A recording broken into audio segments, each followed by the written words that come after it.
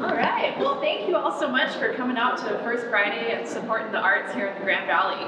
I am really excited to be a part of the Metalworkers Exhibit this year. The pieces I have in this show tonight really run the gamut from some of my very earliest metalworks all the way through to pieces that I completed just this year.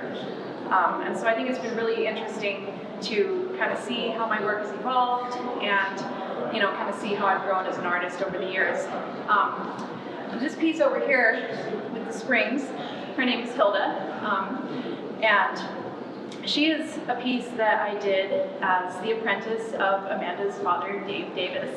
And she's one of my first metal pieces, and she really represents a time in my life when I really fell in love with using found objects in my art. That was something that Dave Davis always did.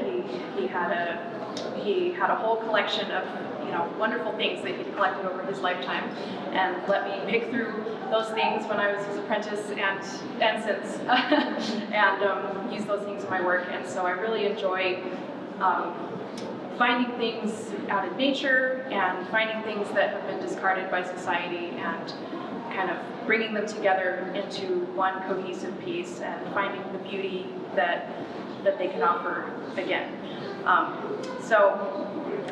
Some of the pieces that I found, all of those pieces I found in Dave's studio, but two of the pieces that really struck me were those springs that she's built on.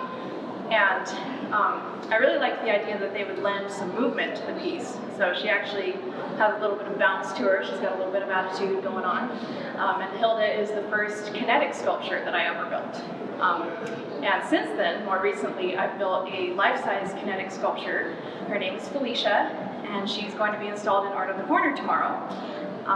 You can dance with her, she spins, and she's a lot of fun. So if you are not doing anything tomorrow, please come down, check out Felicia, and check out the Downtown Art Festival, where I will have a booth on 3rd and Main, and the Art Center will have a booth, and lots of other artists will have work showcased, so come check it out. And so Felicia is also an illuminated sculpture, much like another piece that I have here tonight. Over here, this piece is called Surrender. I'm not sure if she's going to illuminate right now, we'll see, but she has solar panels, and anyways, so she's illuminated at night. She turned on when we had the lights up earlier. Yeah, awesome. Yeah, so the idea behind Surrender is that she is surrendering her body to the light. And so she is just letting go and very freely and joyfully falling into that next plane of existence and embracing whatever comes next with open arms. And Surrender really showcases my love for combining materials. So I very rarely create work that is just one material. I usually like to combine media. And so I sculpt with epoxy, I texture things with cement, I paint my work, I incorporate found objects, as I've mentioned, like wood and glass and metal and all kinds of different things, and I feel like Surrender really kind of showcases that. Another theme about my work that Surrender embodies is the feminine form. I really enjoy exploring the feminine form, and I feel like feminine curvatures can just be very exaggerated and stylized, and that's one of the things I really enjoy depicting in my work. Even in some of my more abstract work, like this tall piece over there, Meridian.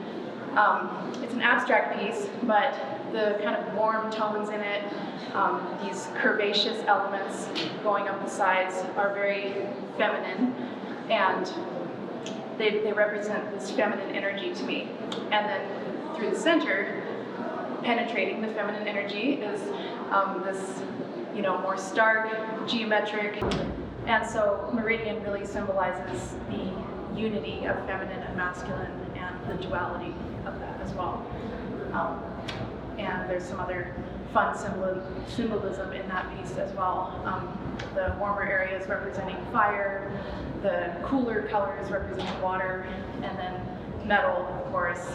There's some stone in there representing earth, and then the air moving through the negative space. And if you look on the other side, it also has the phases of the moon, which harken back to femininity as well. Now, this piece back here is special for several reasons, one of which is that it is one of just a handful of depictions of males that I've ever done. I typically stick to the feminine side of things in my work, but I do have a few males that I've represented in my career. And so this is a portrait of Hugo, and he is on loan from the estate of a collector and a good friend of mine whose name was Bob. And Bob acquired the original Hugo quite a few years back. Hugo is a life-size steel sculpture, and he stands sentinel over Bob's summer cabin in Uray, or near Uray, in the mountains near Uray. And earlier this year, or last year, Bob fell ill, and he wasn't sure if he was going to be able to make it back to his summer cabin. And so he wanted to have a piece of Hugo with him in Arizona. And so that's what inspired me to create a portrait of Hugo. So it's a portrait of the original sculpture in his natural setting in the mountains near Uray. And I really think of it as a painting in metal. So we may not think of metal as being incredibly colorful, but in truth, you can coax a broad spectrum of colors from the metal.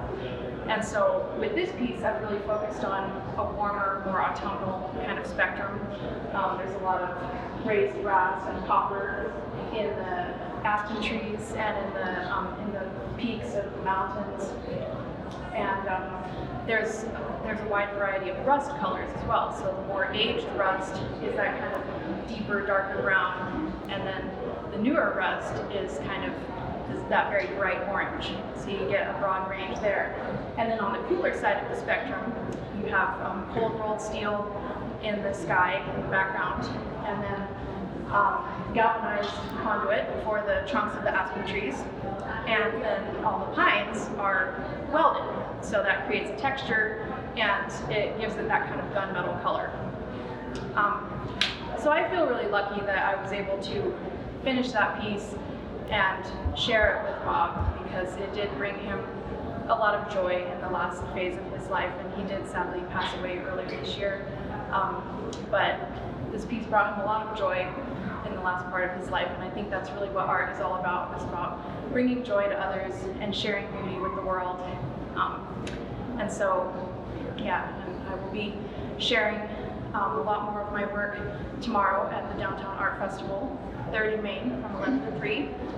Please come down, come check out Felicia and the rest of the sculptures and art on the corner. Felicia will probably be in front of the Avalon Theater, and she would love your vote for People's Choice if you're so inclined. So yeah, and thank you all so much for coming out today. It's just an honor to be here with you.